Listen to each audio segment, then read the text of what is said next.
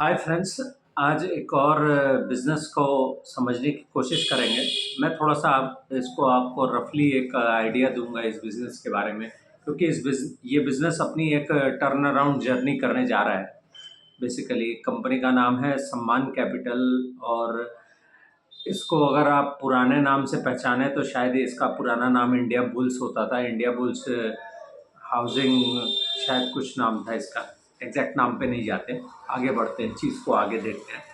तो बेसिकली जो था, ये हाउसिंग कंपनी थी एक तरीके की, और इंडिया बुल्स से ने इससे वॉकआउट कर गए। इसमें 100% रिटेलर इन्वेस्टर्स थे। ऑलमोस्ट सारा पब्लिक होल्डिंग के पास चला गया था, कोई भी प्रमोटर नहीं था इस कंपनी में बीते वक्त में। तो इसमें क्या हुआ है, इसमें एक टर्न अराउंड स्टोरी खड़ी हो रही है। एक्चुअल में ये कंपनी जो है काफ़ी ख़राब फेजेज़ में गई है, और पिछले 6-7 साल इस कंपनी के बहुत ख़राब गए। इनके पास ना कोई कैपिटल था, ना स्केलेबिलिटी थी, ना बिज़नेस बढ़ा पा रहे थे, बिकॉज़ ट्रस्ट फैक्टर नहीं था। इनके खिलाफ लिटिगेशंस, इन्होंने लिटिगेशंस कस्टमर्स के खिलाफ और इनके खिलाफ का लिटिगेशंस, ये सारा चीज़ होता रहा। और बेसिकली इस कंपनी का कहें तो एक अगल-बगल का माहौल जो है वो बहुत ख़राब हो गया था। बेसिकली ये कंपनी उस जगह पर जाकर खड़ी हो गई जहाँ पर कोई इस पे अब बिलीव नहीं करता। और रिटेल इन्वेस्टर्स के साथ प्रॉब्लम ये है कि वो जब किसी स्टॉक में स्टक हो जाते हैं, मेरे ख़्याल से बहुत ज़्यादा डीवैल्यू हुई स्टॉक वैल्यूएशंस की। मेरे ख़्याल से ये शायद अच्छा खासा रेंज में जहाँ था, ये वहाँ से कम 70% 60% डाउन हो चुका है अब तक। तो आप समझ ही सकते हैं रिटेल इन्वेस्टर्स कहाँ से फंसे हुए हैं, कहाँ तक। तो उनकी तो बात ही नहीं करते।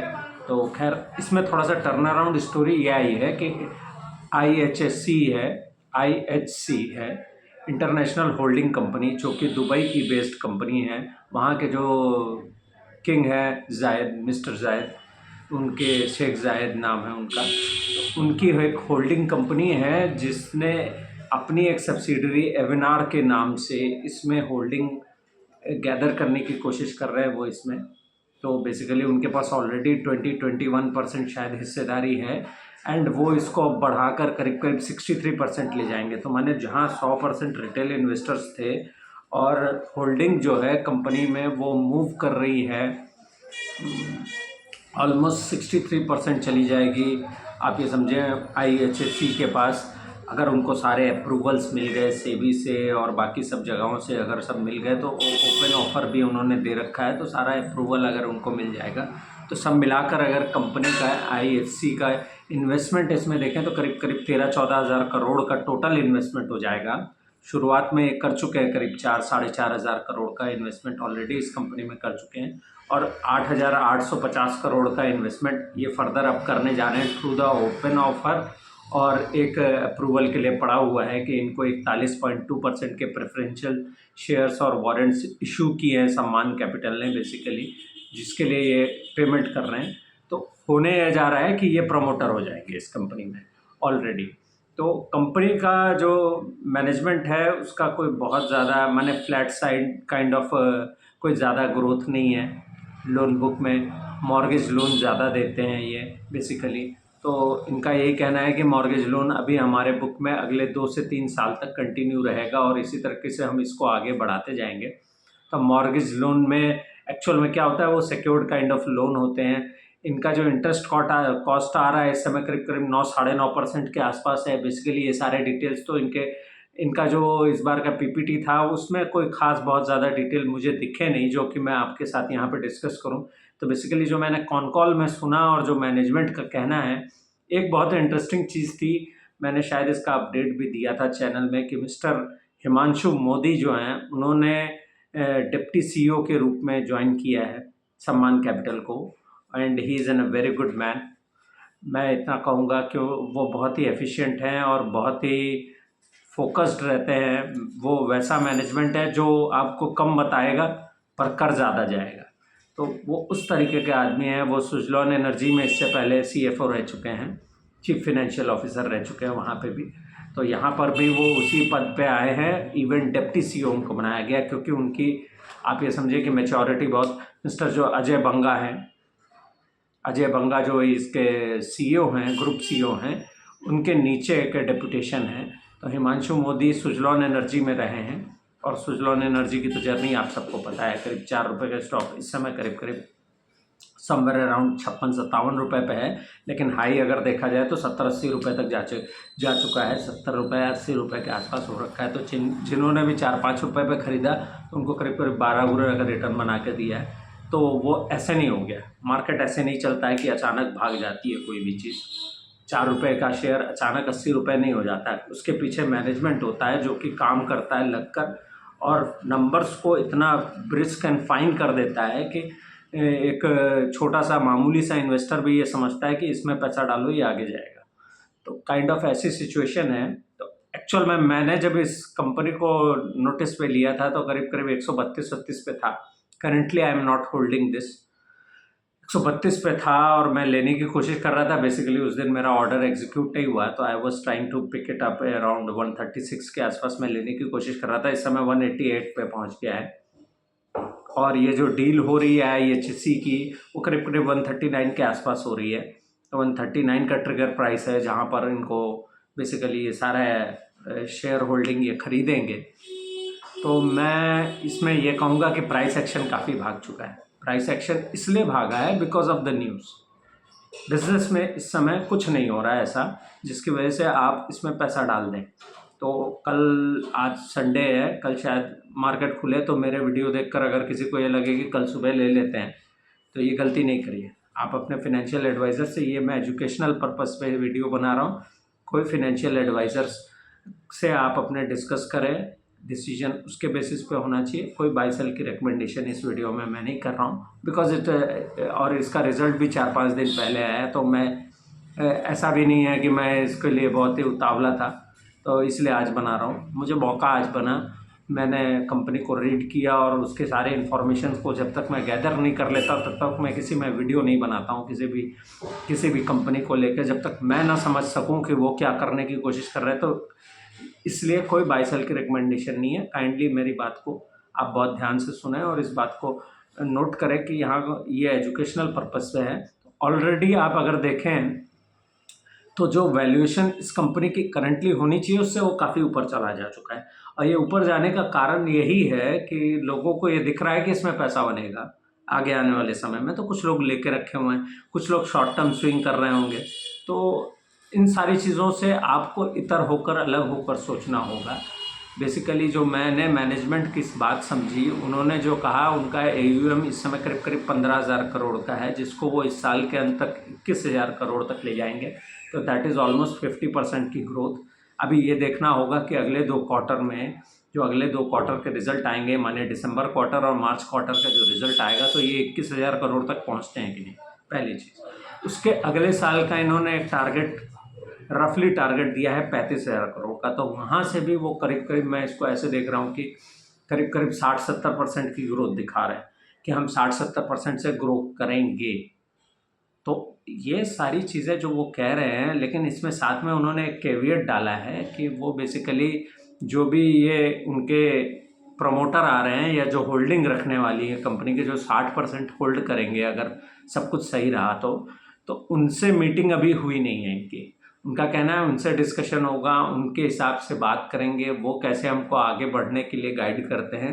हालांकि एवनेयर की तरफ से ये बात ज़रूर आई है कि वो मैनेजमेंट में कोई चेंज नहीं करने जा रहे।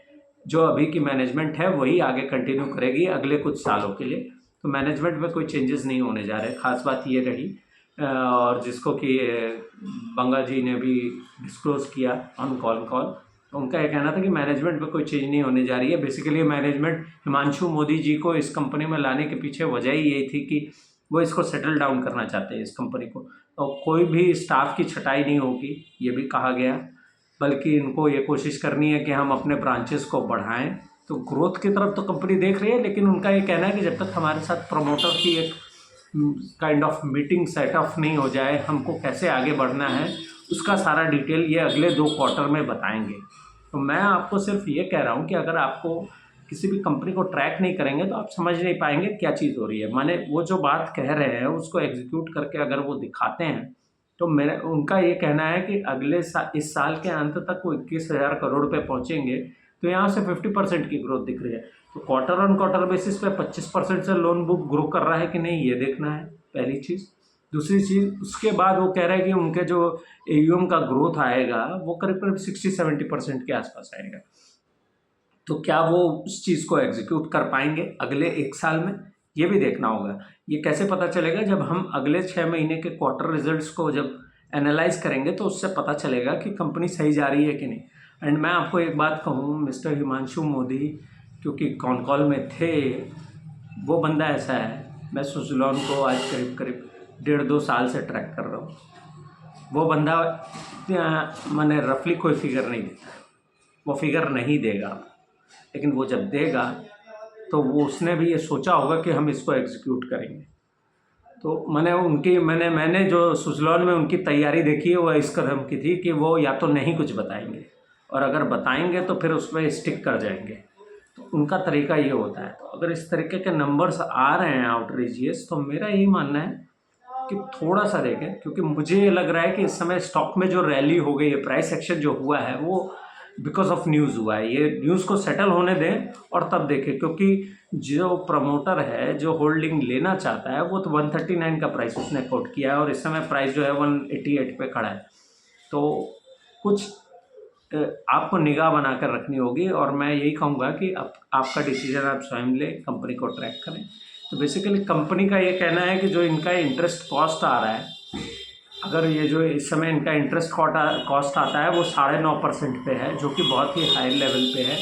इनका एक्सपेक्टेशन ये है कि आने वाले समय में इस इंटरेस्ट कॉस्ट को वो नीचे लाएंगे, और क्योंकि अभी ये माइक्रो फाइनेंस और इस तरीके की उन्होंने कोई दिशा नहीं दी है। उनका ये कहना था कि हम किस बिजनेसेस को लेंड करेंगे वो भी अभी हम क्लियर नहीं कर पा रहे हैं, हम एक्चुअल में क्या नए प्रोडक्ट्स बनाएंगे वो भी हम क्लियर नहीं कर पा रहे हैं। अगले 2 क्वार्टर उन्होंने मांगे हैं, 2 क्वार्टर बाद वो बताएंगे कि ये बिज़नेस किस तरफ जाएगा, किस दिशा में जाएगा और क्या करेगा। तो इससे होगा ये कि समझ में तब आएगा कि ये हो क्या रहा है कंपनी में बेसिकली। इसलिए मेरा यही मानना है, थोड़ा सा इसको ट्रैक करें, इस कंपनी को देखें कि कैसे क्या कर रही है। उनका ये कहना है कि 9.5% का जो इंटरेस्ट कॉस्ट है उसको घटाकर 7.5% पे लाएंगे। अभी उनकी बुक जो लोन बुक ग्रो करेगी वो मॉर्गेज लोन के बेसिस पे ही ग्रो करेगी।